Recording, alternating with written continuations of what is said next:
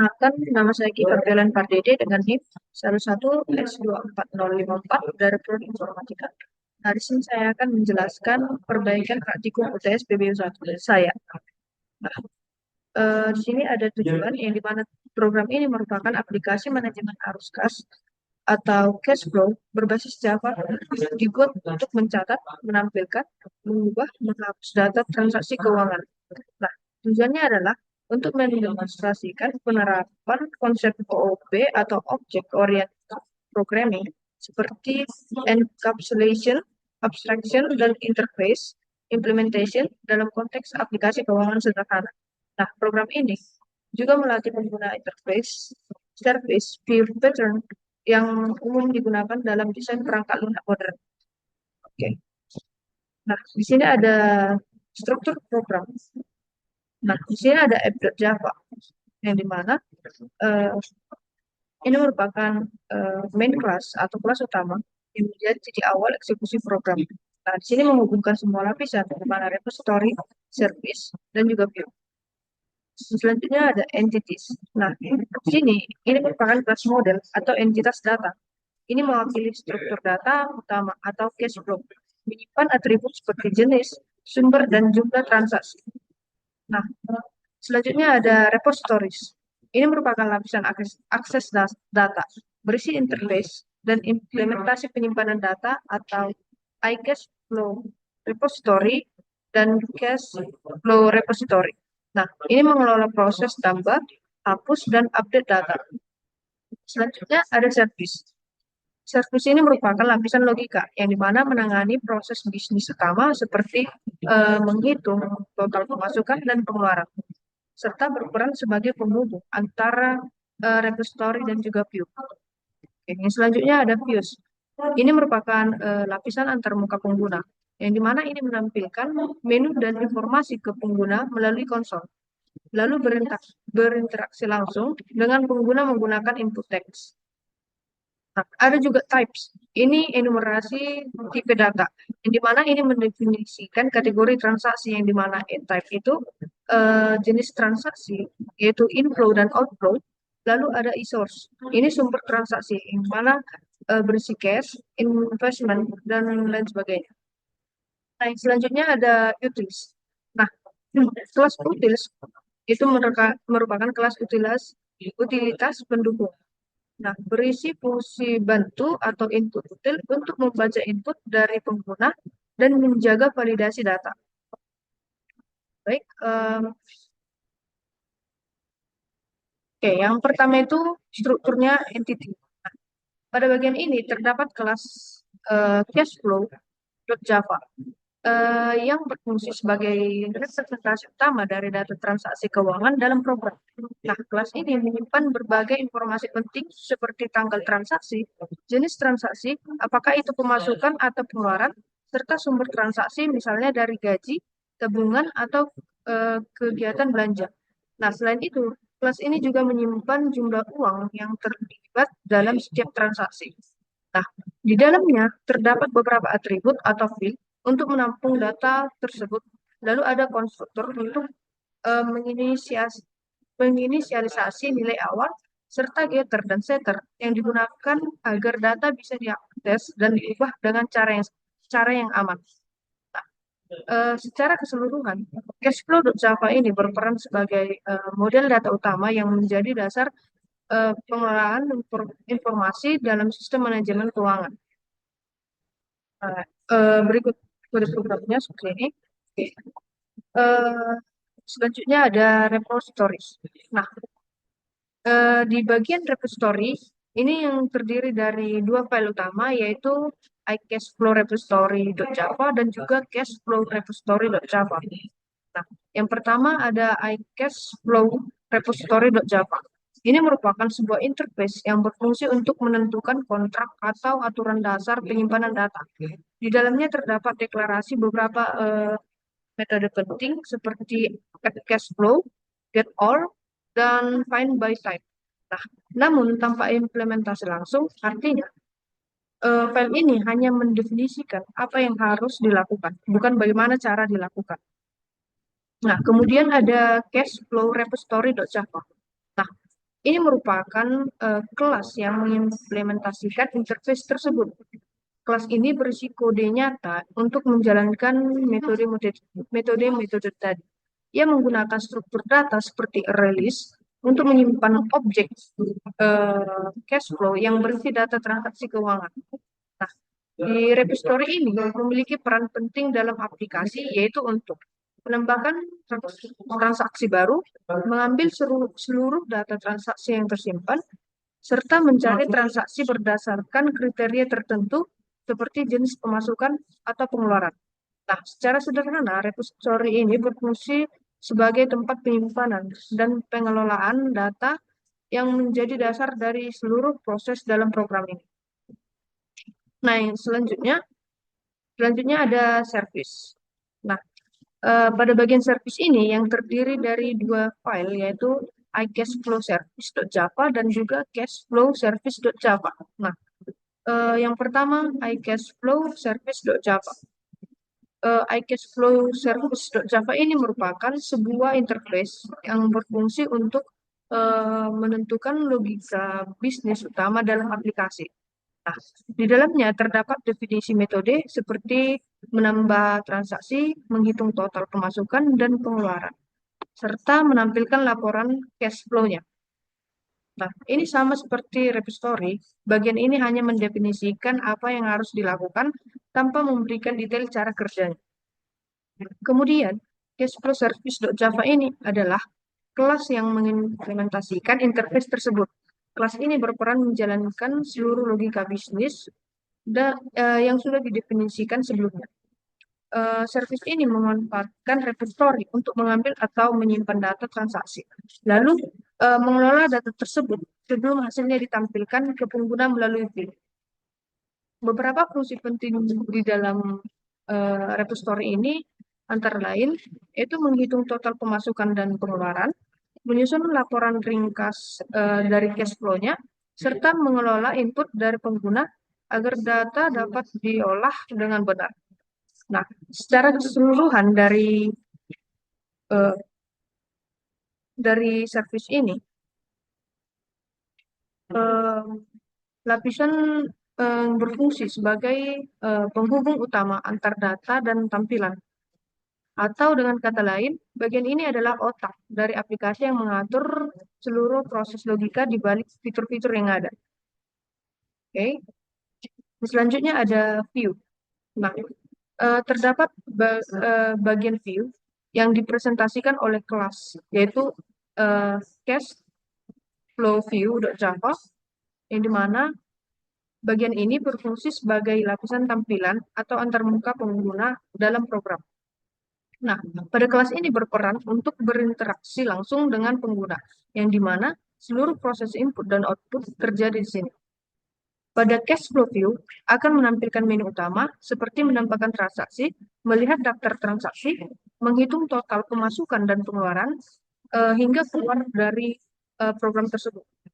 Nah, ketika pengguna memilih salah satu menu kelas, ini akan menggunakan input util untuk membaca input dari keyboardnya. Kemudian memanggil service yang sesuai untuk proses perintah tersebut. Setelah hasilnya didapat, cash flow view juga yang menampilkan laporan atau hasil perhitungan kembali ke pengguna. Nah, secara sederhana, bagian view ini menjadi jembatan antar pengguna dan logika program, tempat di mana semua interaksi dilakukan secara langsung melalui tampilan berbasis teks di konsol. Nah, yang selanjutnya ada enumerasi dan utilitas. Bagian enumerasi dan utilitas ini yang berisi beberapa file penting pendukung dalam program, yaitu etype.java, eSource.java, dan inpututil.java. Nah, yang pertama, etype.java ini merupakan sebuah enum yang berfungsi untuk mendefinisikan jenis transaksi keuangan. Nah, enum ini hanya memiliki dua nilai utama, yaitu income itu untuk pemasukan dan expense untuk pengeluaran. Dengan menggunakan enum, jenis transaksi menjadi lebih terstruktur dan mengurangi kemungkinan kesalahan input data.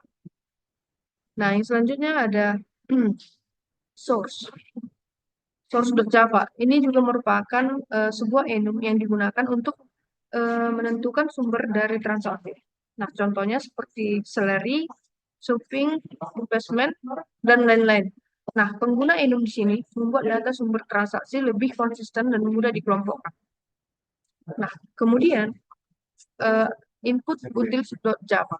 Nah, ini adalah kelas utilitas yang berfungsi untuk membaca serta memvalidasi input dari pengguna. Nah, kelas ini biasanya menggunakan objek scanner untuk mengambil data dari keyboard, sekaligus memastikan bahwa input yang dimasukkan pengguna aman, tidak menyebabkan error.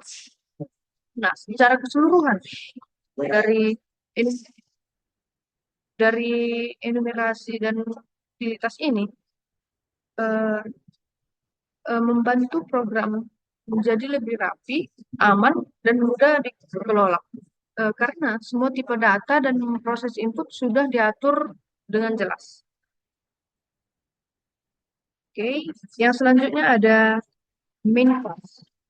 Nah, ini yang terakhir ada bagian main class yaitu file app.java.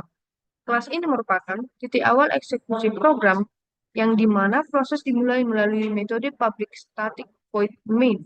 Nah, di dalam kelas ini dilakukan inisialisasi terhadap semua komponen utama dalam aplikasi, yaitu repository, service, dan juga view. Nah, setelah semuanya diinisialisasi, kelas ini akan menjalankan menu utama yang ditampilkan kepada pengguna melalui view. Selain itu, app.java ini juga berperan penting dalam mengatur alur kerja antar komponen dengan menerapkan prinsip dependency injection, yang artinya tiap lapisan saling terhubung secara modular dan fleksibel tanpa saling tergantung secara langsung. Secara keseluruhan dari app.java ini bisa dianggap sebagai pengendali utama dari seluruh sistem, karena dari sinilah seluruh proses dijalankan dan dikoordinasi antar bagian program diatur. Oke, yang berikutnya ada alur kerja programnya. Eh, Pertama, program eh, dimulai dari kelas app.java yang berfungsi sebagai titik awal eksekusi. Nah, pada tahap ini, app.java akan membuat objek dari 3 komponen utama, yaitu cache flow repository untuk menyimpan data, lalu ada cache flow service itu untuk logika bisnis, dan cache flow view untuk tampilan antar muka pengguna. Setelah semua komponen siap, pengguna akan berinteraksi melalui tampilan view. Nah, di sini pengguna dapat memilih berbagai menu seperti menambahkan transaksi baru, juga melihat semua transaksi yang sudah tersimpan, atau melihat total pemasukan dan pengeluaran. Nah, ketika pengguna memilih salah satu menu, view akan memanggil service. Kemudian service akan memanfaatkan repository untuk mengambil atau menyimpan data sesuai kebutuhan. Nah, service ini mengelola data tersebut dan hasilnya dikirim kembali ke view. Nah, akhirnya hasil perhitungan atau daftar transaksi akan ditampilkan kembali ke pengguna dalam bentuk laporan teks di konsol dengan alur seperti ini. Setiap lapisan lalu memulai dari tampilan, logika hingga penyimpanan, lalu bekerja sama secara terstruktur dan saling mendukung untuk menghasilkan sistem manajemen keuangan yang efisien. Oke, yang selanjutnya konsep OOP yang diterapkan dalam kode program. Nah, yang pertama adalah encapsulation. Nah, konsep ini diterapkan pada kelas cashflow.java, yang dimana semua atribut dibuat bersifat private dan hanya bisa diakses melalui getter dan setter. Nah, tujuannya agar data tetap aman dan tidak bisa diubah sembarangan dari luar kelas. Kemudian, yang kedua ada abstraction. Nah, abstraction ini diterapkan melalui pengguna interface seperti iCashFlow Repository dan iCashFlow Service. Nah, dengan cara ini, detail implementasi disembunyikan dan kita hanya berfokus pada fungsi atau perilaku yang ingin digunakan. Nah, yang selanjutnya ada inheritance atau pewarisan. Nah, meskipun tidak begitu dominan pada proyek ini, konsep ini tetap bisa diterapkan pada bagian view atau utilitas. Jika program dikembangkan lebih lanjut untuk memperluas fungsionalitas. Nah, yang selanjutnya ada polimorfis. Nah, polimorfis ini muncul ketika kelas implementasi dari interface digunakan melalui referensi interface-nya. Hal ini memberikan fleksibilitas karena kita bisa mengganti implementasi tanpa harus mengubah kode di bagian lainnya. Nah, yang terakhir adalah modularitas, yang dimana modularitas ini program ini sudah terstruktur dengan baik melalui pemisahan antara entity, repository, service, dan juga view. Nah, dengan pemisahan seperti ini, kode menjadi lebih mudah untuk dikembangkan, diuji, dan dipelihara. Nah, secara keseluruhan, program ini berhasil menerapkan prinsip-prinsip OOP dengan baik untuk menciptakan sistem yang efisien dan terorganisir. Nah, yang selanjutnya, ini ada kesimpulan. Nah, sebagai kesimpulan, program ini merupakan aplikasi manajemen keuangan sederhana berbasis konsol. Nah, program ini membantu pengguna untuk mencatat, melihat, dan menghitung transaksi keuangan, baik pemasukan maupun pengeluaran. Nah, dalam pembuatannya, program ini sudah menerapkan konsep pemrograman berorientasi objek atau OOP.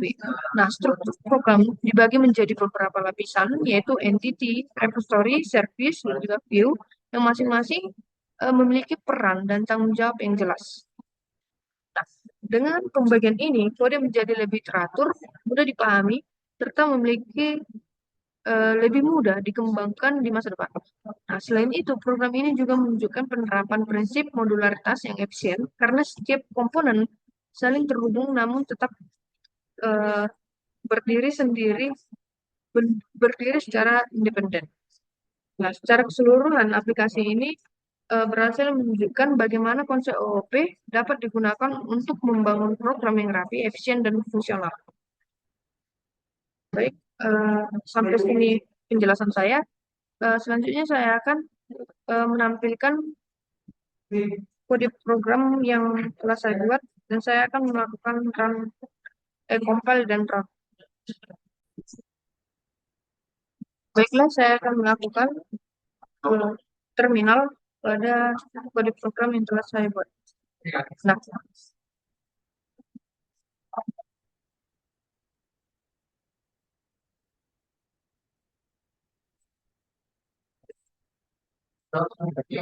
nah, setelah saya jalankan, program akan menampilkan menu.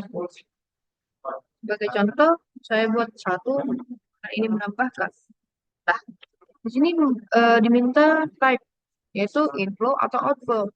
Nah, X jika bakal. Contohnya saya buat ini. Lalu diminta ada source. Contohnya saya buat cache.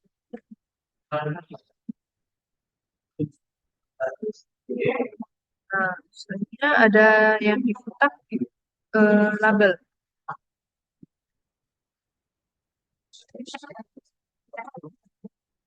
Nah, lalu ada description. Description ini tak deskripsinya. Misalnya,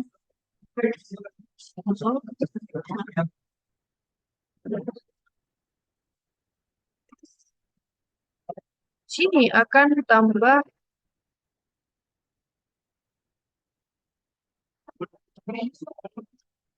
nah, akan tambah eh, inflow yang telah saya buat.